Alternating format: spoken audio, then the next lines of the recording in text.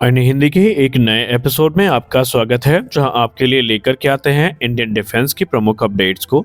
दोस्तों, पिछले कुछ महीनों में गैस टरबाइन रिसर्च एस्टैब्लिशमेंट से कुछ महत्वपूर्ण और उल्लेखनीय अपडेट्स सामने आई हैं। कभी गैस टरबाइन रिसर्च एस्टैब्लिशमेंट के द्वारा ये कहा गया कि कावेरी इंजन अपनी फाइनल टेस्टिंग के लिए तैयार है। कभी ये कहा गया कि कावेरी इंजन की जो परफॉर्मेंस है वो काफ़ी ज़्यादा एनहांस हुई है और लाइट कॉम्बैट एयरक्राफ्ट तेजस में इसकी टेस्टिंग करी जाएगी। तो अब एक बड़ी update gas turbine research establishment से सामने आ रही है, जहां पर बताया जा रहा है कि उनके द्वारा जो थ्रस्ट वेक्टरिंग इंजन नोजल्स हैं, इनको विकसित किया जा रहा है। दोस्तों, इसमें कोई संदेह नहीं है कि कावेरी इंजन को बनाने का मकसद ही यही था कि इसका इस्तेमाल लाइट कॉम्बैट एयरक्राफ्ट तेजस में किया जाए। लेकिन जो टेक्नोलॉजिकल चैलेंजेस हैं ये काफ़ी ज़्यादा थे और बीतते समय के साथ ये जो इंजन है इसमें सुधार किए जाते रहे। इनिशियली ये माना जा रहा था कि तेजस जब प्रोडक्शन में आएगा तो वो इसी इंजन के साथ में आएगा, लेकिन दुर्भाग्यवश अभी तक ये इंजन बन के तैयार नहीं है, जिसकी वजह से तेजस में हमें जनरल इलेक्ट्रिक का F404 इंजन इस्तेमाल करना पड़ता है। अब यहाँ पर कावेरी इंजन पहली बात तो डिजायर्ड थ्रस्ट जनरेट नहीं कर पा रहा है, दूसरी बात ये काफ़ी ओवरवेट है और अब इसी समस्या को गैस टरबाइन रिसर्च एस्टैब्लिशमेंट के द्वारा चिन्हित किया गया है और अब इसमें जो वेट रिडक्शन का काम है वो शुरू किया गया है। रिपोर्ट्स में कहा जा रहा है कि अगले कुछ वर्षों में कावेरी इंजन का जो वेट है वो काफ़ी कम होगा, क्योंकि अगर हम मौजूदा समय की बात करें तो पिछले कुछ वर्षों से लगातार इसको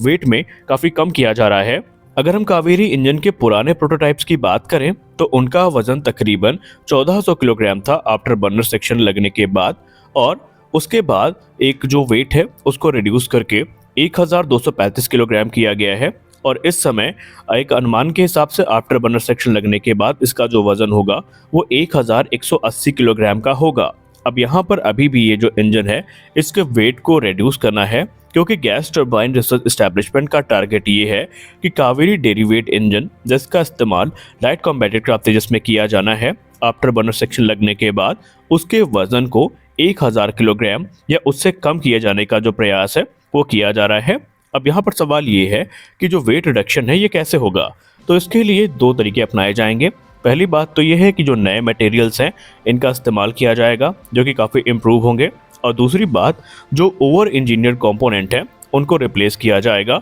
और यहाँ पर इस प्रकार से जो वेट रिडक्शन है वो प्राप्त होगा। और उसके बाद ये जो इंजन है ये एयरक्राफ्ट में इस्तेमाल किए जाने के लिए एक आदर्श इंजन के तौर पर देखा जा रहा है। अब अगर हम मौजूदा समय में ड्राई कावेरी इंजन की बात करें तो ये हमारे unmanned combat air vehicle programme के लिए तो सफिशिएंट है और उसके लिए ही पूरी तरीके से परिपक्व भी हैं, लेकिन आफ्टर बर्नर सेक्शन लगने के बाद इसमें जो वेट है वो काफ़ी ज़्यादा होगा और इसी को इस समय gas turbine research establishment reduce करना चाहती है, क्योंकि गैस टरबाइन रिसर्च एस्टैब्लिशमेंट का सीधा कहना है कि वो इसे फाइटर एयरक्राफ्ट में यूज़ करके रहेंगे और उसकी लगातार जो तैयारियां हैं वो शुरू की जा रही हैं। हालांकि उन्होंने ये भी कहा है कि एक नया हाई पावर्ड कावेरी इंजन भी इस समय अंडर डेवलपमेंट है, जिसका ड्राई थ्रस्ट तकरीबन 55 किलोटन का होगा। अगर हम इसे मौजूदा कावेरी इंजन से कंपेयर करें तो मौजूदा कावेरी इंजन का जो ड्राई थ्रस्ट है वो 46 किलोन्यूटन का है, लेकिन जो नया इंजन विकसित किया जाएगा उसका ड्राई थ्रस्ट 55 किलोटन का होगा और आफ्टर बर्नर सेक्शन लगने के बाद वो तकरीबन 85 से लेकर के 90 किलोटन का थ्रस्ट जनरेट करने में सक्षम होगा,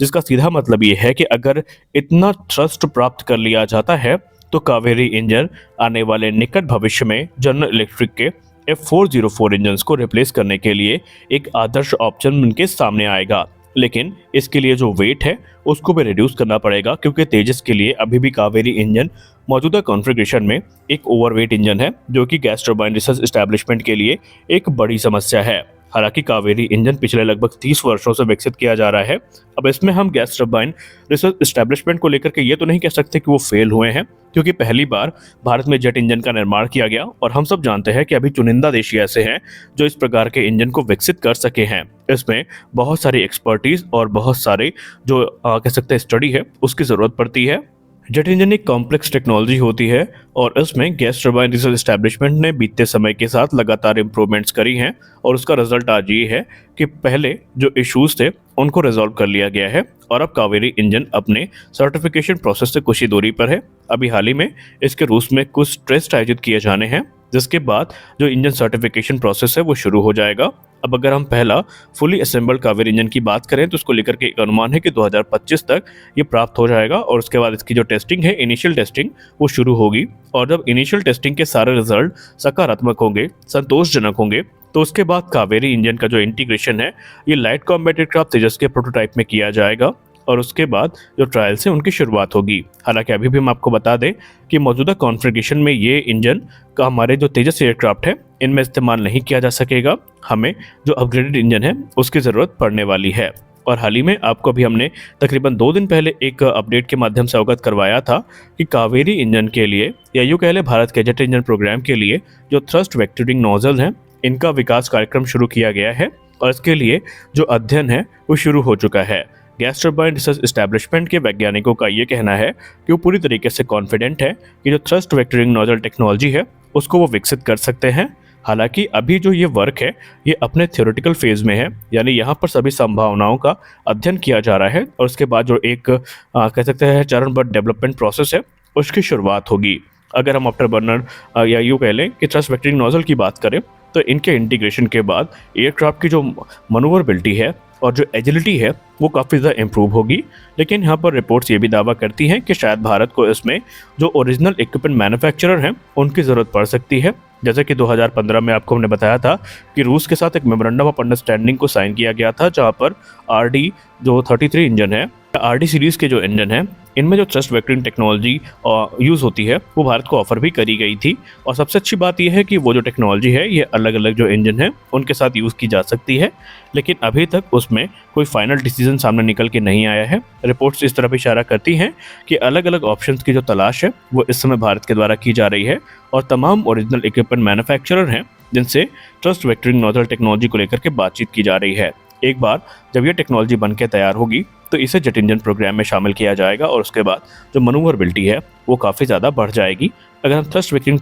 नोजल टेक्नोलॉजी की बात करें तो आप ऑलरेडी इसे जो रशियन प्लेटफॉर्म है जिसमें आपको सुखोई 30 हो गया, सुखोई 35 हो गया और Su-57 हो गया, इसमें आपको देखने को मिलते हैं। वहीं F-22 रैप्टर में भी आपको ये टेक्नोलॉजी देखने को मिल जाती है। इससे एयरक्राफ्ट की जो परफॉर्मेंस है वो तो इन्हांस होती ही है, इसके अलावा जो ओवरऑल जो इंजन की कैपेबिलिटी है वो भी काफ़ी ज़्यादा इन्हांस होती है और भारत इस समय इसी टेक्नोलॉजी पर काम कर रहा है। यानी आने वाले भविष्य में हमें निसंदेह एक स्वदेश निर्मित या यूँ कह रहे पूर्णतया स्वदेश निर्मित जो इंजन है वो देखने को मिलने वाला है। हालांकि अगर हम टाइमलाइन की बात करें तो अभी भी ये इंजन प्रोग्राम 1 दशक की दूरी पर है, जहाँ तकरीबन इसमें 1 दशक का जो समय है वो लग सकता है। फिर भी हम ये मान के चलते हैं कि गैस टरबाइन रिसर्च एस्टैब्लिशमेंट के द्वारा शीघ्र अतिशीघ्र ये जो इंजन है ये विकसित कर लिया जाएगा, जिसका इस्तेमाल लाइट कॉम्बैट एयरक्राफ्ट तेजस और बाकी के जो एयरक्राफ्ट है उसमें किया जाएगा। हालांकि इसके बावजूद भी एक बड़ा इंजन प्रोजेक्ट है जो कि इस समय अंडर कंसिडरेशन है और वो है AMCA Mark II के लिए एक जेट इंजन जो कि 6th Gen टेक्नोलॉजी के साथ में आएगा, लेकिन उसके लिए अभी हमें अगले वर्ष का इंतजार करना पड़ सकता है। तो आज के इस वीडियो में बस इतना ही, मिलते हैं अगले वीडियो में कुछ और अपडेट्स के साथ। तब तक के लिए जय हिंद।